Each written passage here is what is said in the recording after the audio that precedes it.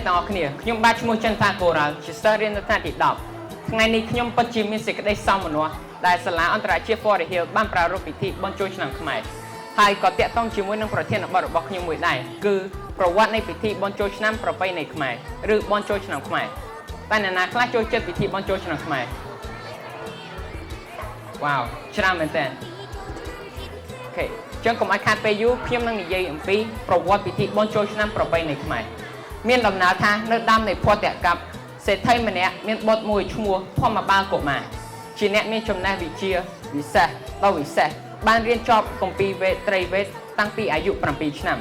សេដ្ឋីបិតាបានសាងប្រាសាទឲ្យធម្មបាលកុមារនៅទៀបដើមជ្រៃមួយធំនៅឆ្នេរទន្លេដែលជាទីស្នាក់អាស្រ័យនៃបក្សីទាំងឡាយធម្មបាលកុមារចេះទាំងភាសាបក្សីទាំងពួងផងព្រមទាំងធ្វើជាអាចារ្យសម្ដែងមង្គលផ្សេងៗដល់មនុស្សទាំងពួងផងគ្រានោះមនុស្សលោករមែងរាប់អានមហាព្រហ្មនិងកាបូលមហាព្រហ្មមួយអង្គទៀតដែលជាអ្នកសម្ដែងមង្គលដល់មនុស្សទាំងពួងពេលនោះកាបូលមហាព្រហ្មបានជ្រាបព័ត៌មានក៏ចុះមកសួរបញ្ហានឹងធម្មបាលកុមារចំនួន3ប្រស្នាដោយសន្យាថាប្រសិនបើធម្មបាលកុមារអាចដោះស្រាយប្រស្នាបានកាបូលមហាព្រហ្មនឹងកាត់ព្រះសិរសាទ្រង់ដើម្បីបូជាចំពោះធម្មបាលកុមារប៉ុន្តែប្រសិនបើធម្មបាលកុមារមិនអាចដោះស្រាយប្រស្នានោះរួចកាបូលមហាព្រហ្មនឹងកាត់ក្បាលធម្មបាលកុមារវិញធម្មបាលកុមារសូមពន្យាពេលចំនួន7ថ្ងៃសិនដើម្បីគិតប្រស្នាលុះកន្លងទៅ6ថ្ងៃហើយក៏ធម្មបាលកុមារនៅតែគិតមិនឃើញនឹងដឹងខ្លួនថាព្រឹកនេះនឹងត្រូវស្លាប់ដោយអញ្ញាកាបូលមហាព្រហ្មជាប្រាកដដូច្នេះគួរតែរត់ទៅលាក់ខ្លួនពួនអាត្មាឲ្យស្លាប់ខ្លួនឯងប្រសើរជាងទើបធម្មបាលកុមារជាប់ពីប្រាសាទទៅដេកពួននៅក្រោមដាំត្នោតមួយគូនៅលើដាំត្នោតនោះមានសត្វឥន្ទ្រីញីឈ្មោះធ្វើសម្បុកអាស្រ័យនៅ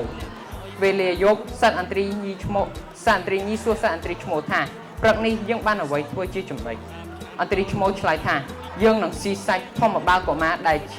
ត្រូវនឹងកាបូលមហាព្រហ្មសម្លាប់ព្រោះធម្មបាលកុមារដោះប្រស្នាមិនរួចឥន្ទ្រីញីសួរថាប្រស្នានោះដូចម្ដេចឥន្ទ្រីឈ្មោះឆ្លើយថា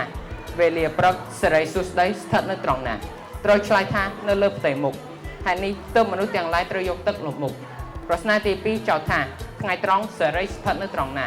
ត្រូវឆ្លើយថានៅលើទ្រូងហេតុនោះទើបមនុស្សត្រូវយកទឹកលាងទ្រូងប្រស្នាទី3ចោទថាវេលាល្ងាចសិរីស្ថិតនៅត្រង់ណាត្រូវឆ្លើយថានៅនឹងជើងហេតុនេះទើបមនុស្សទាំងឡាយត្រូវយកទឹកលាងជើង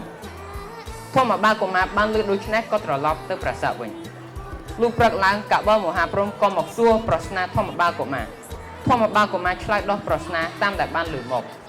កាបូលមហាព្រហ្មក៏ទទួលថាពិតជាត្រឹមត្រូវព្រមចោះចាញ់និងសុខចិត្តធ្វើតាមពាក្យសន្យារបស់ខ្លួន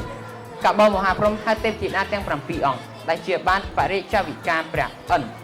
មកប្រាប់ថា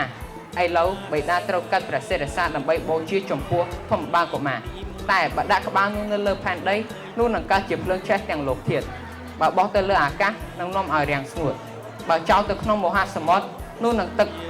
កនឹងរីងពួតអស់ដូច្នេះសូមឲ្យកូនទាំង7អង្គយកពានមកទទួលព្រះសិរសាបិតាពលរួចព្រះអង្គក៏កាត់ព្រះសិរសាហុចទៅឲ្យព្រះនាងទង់ដែលជាកូនច្បងព្រះនាងទង់ក៏បានយកពានមកទទួលព្រះសិរសាបិតារួចហើយប្រតិសិនក្នុងព្រះសូមេរុ60នាទីទើបយើងទៅប្រតិស្ថានទុកក្នុងមណ្ឌលនៅក្នុងគុហាគន្ធមាលី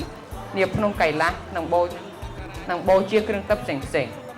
ព្រះវិសាកម្មទេវបុត្រក៏និមិត្តរោងទឹកធ្វើកែវ7ប្រការឈ្មោះថាភគវតីសភាសាលាឲ្យជាទីប្រជុំនៃទេវតាលុះដល់គម្រប់1ឆ្នាំជាសង្ក្រាន្តនាងទេពធីតាទាំង7អង្គក៏ផ្លាស់វេនគ្នាមកអញ្ជើញព្រះសិរសាកាបូលមហាព្រហ្មចេញមកឲ្យប្រតិសិនក្នុងព្រះសូមេរុរៀងរាល់ឆ្នាំរួចហើយយើងត្រឡប់ទៅស្ថានទេវលោកវិញដើម្បីតម្កល់វិញសូមអរគុណ